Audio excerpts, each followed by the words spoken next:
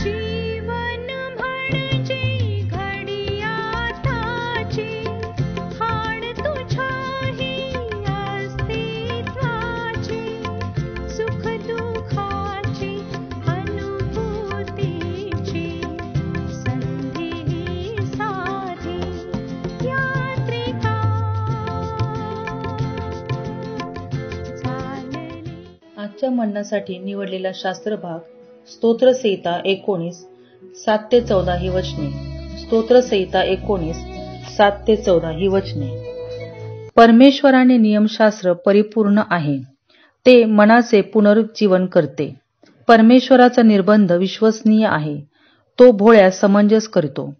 परमेश्वराचे विधी सरळ आहेत, ते हृदयाला आनंदित करतात. परमेश्वराची आज्ञा चोख आहे, ती नेत्रांना प्रकाश देते.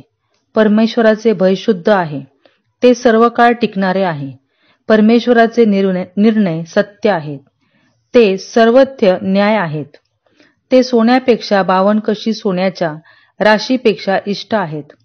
ते मधापेक्षा मोहळातून पाझरणाऱ्या मधापेक्षा गोड आहेत. शिवाय त्याच्यापासून तुझ्या सेवकाला बोध होतो. ते पाळल्याने मोठी फलप्राप्ती होते. स्वतःच्या चुका कोणाला दिसतात. गुप्त दोषापासून मला मुक्त कर, तसेच धिटाईने केलेल्या पातकापासून आपल्या सेवकाला आवर. त्याची सत्ता माझ्यावर न चालो, म्हणजे मी पूर्ण होईल आणि महापातकांपासून अलिप्त राहीन. हे परमेश्वरा, माझ्या दुर्गा, माझ्या उद्धारका, माझ्या तोंडचे शब्द व माझ्या मनचे विचार तुला मान्य असोत. देवा, वाचलेली वचने आपणा सर्वांसाठी आशीर्वादित करो. प्रिय सर्वसमर्थी परमेश्वराच्या नावाला धन्यवाद असो की देवबापाने ही सुंदर संधी पुन्हा एकदा आपणा सर्वांच्या आयुष्याला दिली. आजचे वाचलेले शास्त्रभाग स्तोत्र 19 अध्याय वचन 7-14. देवाचे नियमशास्त्र काय आहे याविषयी आपण या वाचलेल्या वचनामध्ये पाहतो. देवाचं वचन जर आपण पूर्ण 7-14 जर आपण वचन वाचली, प्रत्येक वचनामध्ये देवाच्या नियमशास्त्राविषयी, देवाच्या वचनाविषयी या ठिकाणी लिहिलेला आहे. तो देवाचं वचन सांगते, ते मनाचे पुनर्जीवन करते. देवाचं वचन आमच्या मनाचे पुनर्जीवन करणारे आहे, ते भोळ्यास समज देणारे आहे. देवाचे वचन भोळ्यास समज देणारे आहे. परमेश्वराचे विधी सरळ आहे, ते हृदयाला आनंद देते. बायबल सांगते की आमच्या हृदयाला आनंद देणारं आहे देवाचं वचन. परमेश्वराची आज्ञा चोख आहे, ती नेत्रांना प्रकाश देते. आमचे नेत्र परमेश्वराच्या वचनाने प्रकाश पावतात, देवाचं वचन सांगते. आणि देवाचं वचन हा सत्य आहे. बायबल सांगते की सत्याला जाणा म्हणजे सत्य तुम्हाला स्वतंत्र करेल. आणि खरंच देवाचं वचन हा अतूट सत्य आहे. ते सोन्याच्या 52 थेडी सोन्याच्या राशीपेक्षा इष्ट आहे, मौल्यवान आहे. आणि देवाचं वचन म्हणते की ते मधापेक्षाही अति गोड आहे. माझे प्रियनो, देवाचं वचन या सर्व गोष्टी आहेत. आणखी अनेक गोष्टी या ठिकाणी लिहिलेल्या आहेत की देवाचं वचन, देवाचं नियमशास्त्र काय आहे. आणि या सर्व गोष्टी परमेश्वराच्या वचनाविषयी लिहिलेल्या आहेत. आणि वचन 11 आपल्याला सांगते, ते पाडण्याने मोठी फळप्राप्ती होते. काय आपण अनेक प्रकारच्या आमच्या जीवनात फळप्राप्तीसाठी, अनेक प्रकारच्या आशीर्वाद प्राप्तीसाठी आम्ही संसारातील, दुनियेतील अनेक गोष्टी करत असणार की हे केल्याने मला ते प्राप्त होईल, ते केल्याने मला हे प्राप्त होईल.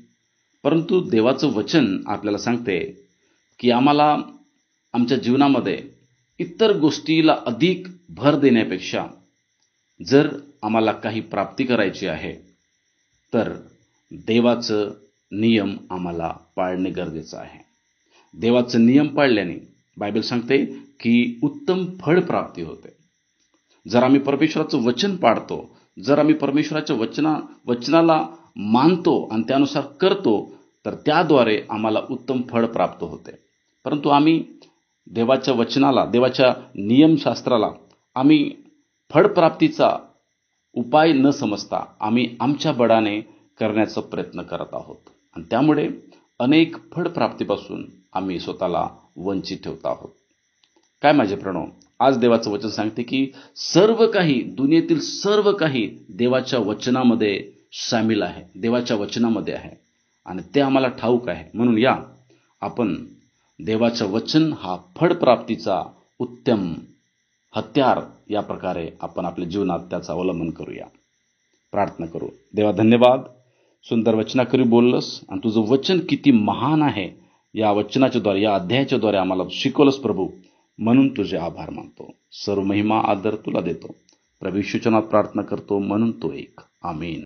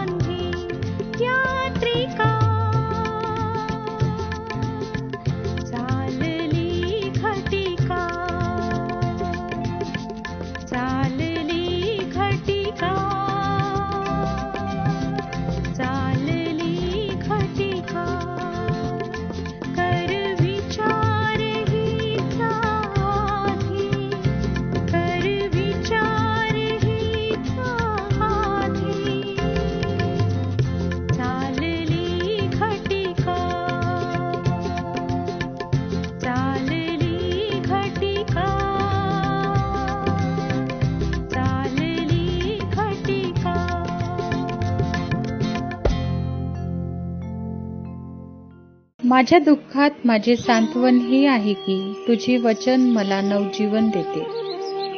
आमचा टोल फ्री नंबर 1-800-2700-333. आम्ही आपणासाठी या नंबरवर प्रार्थना करण्यास उपलब्ध आहोत. धन्यवाद.